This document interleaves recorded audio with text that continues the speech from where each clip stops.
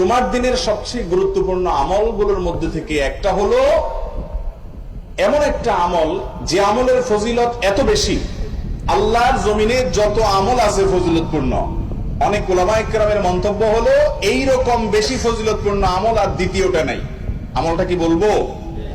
আমলটা হলো জুমার দিন যদি কেউ গোসল করে, গোসল ফরজ হয়, গোসল করে, গোসল করার পর আগে আগে ঘুম থেকে উঠার পর মসজিদে আগে আগে যায়, মসজিদে আগে আগে যায়, পায়ে হেঁটে হেঁটে মসজিদে যায় এবং আগে আগে গিয়ে ইমামের খুব কাছাকাছি গিয়ে বসে খুতবা শ্রবণ করে, কোনো কথাবার্তা বলে না, অনর্থক কাজ করে না।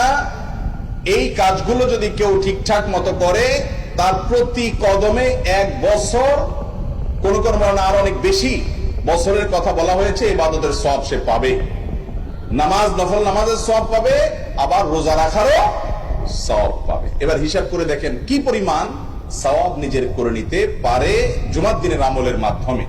এই জন্য জুমার দিনে এই সমস্ত আমলের কথা আমরা একে অন্যকে স্মরণ করাবো ইনশাআল্লাহ।